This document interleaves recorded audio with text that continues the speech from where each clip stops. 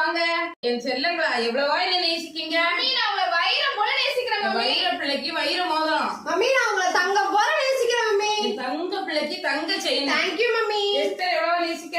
உங்களை உப்பு போல நேசிக்கிறேன் மம்மி.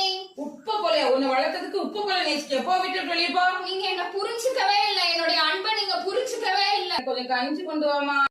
மம்மி வந்து கஞ்சி கேட்டாங்க. சரி அந்த உப்பு டப்பா எடு. ஐயோ உப்பு ஜாடி உடைஞ்சிருச்சுக்கா. ஐயோ மம்மி கஞ்சி கேட்டீங்களே. நல்லாவே இல்லம்மா. உப்பு ஜாடி உடைச்சிட்டா மம்மி, கொஞ்சம் அட்ஜஸ்ட் பண்ணிக்கோங்க. உப்பு எவ்வளவு முக்கியம் இல்ல. அப்ப என் பொண்ணு எவ்வளவா என்ன நேசிச்சிருக்கால. வைரம் தங்கத்துக்கு உப்பு இணையாகுமா? நிச்சயமா இணையாகாது. ஆனால் ஆண்டவர் சொல்லுவார், நீங்க பூமிக்கு உப்பா இருக்கிறீர்கள் என்று சொல்லி மத்தேயு 5:13 வாசிக்கிறோம். அப்படி என்ன உப்பு விசேஷம் பாருங்க. எவ்வளவு சாப்பாடு கொடுத்தாலும் கொஞ்சோண்டு அதுல உப்பு இல்லைன்னா சாப்பிடுவோம், நிச்சயமா சாப்பிட மாட்டோம். அப்படி ஆனால் என்ன, தன்னை மறைத்து ருசியை வெளிப்படுத்துவது உப்பு. அதே போல உலகத்திலும் உங்களை மறைத்து அநேகருக்கு ஆண்டவரை வெளிப்படுத்தி காண்பீங்க.